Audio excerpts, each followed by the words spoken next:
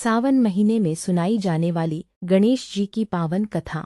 एक समय की बात है, एक नगर में एक बहुत ही धर्मात्मा ब्राह्मण और उसकी पत्नी रहते थे। दोनों भगवान गणेश जी के परम भक्त थे। वे प्रतिदिन गणेश जी की पूजा करते और सच्चे मन से उनका स्मरण करते थे।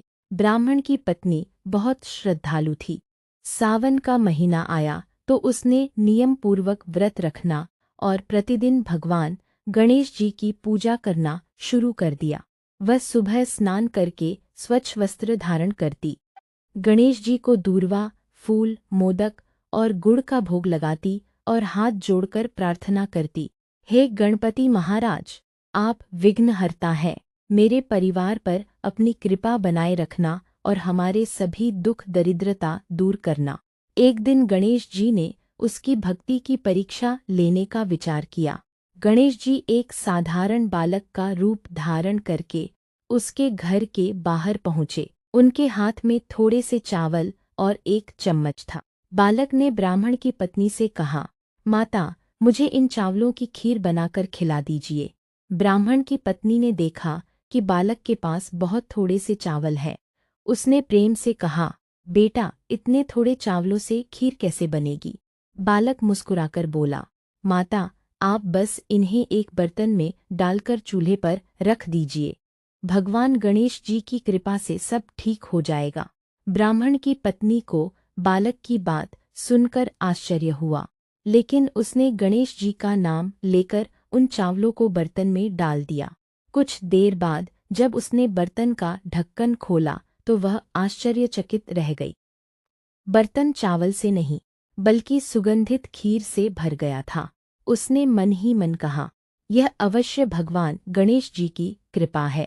उसने बालक को प्रेम से खीर खिलाई। बालक ने खीर खाकर कहा, माता, आपकी सच्ची श्रद्धा से गणेश जी बहुत प्रसन्न हैं।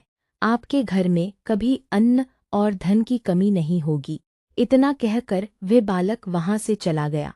ब्राह्मण की पत्नी उसके जाते ही गणेश जी की मूर्ति के सामने पहुंची और हाथ जोड़कर बोली, हे गणपति बप्पा, यदि वह बालक आपका ही रूप था तो मुझे क्षमा करना, मैं आपको पहचान नहीं पाई।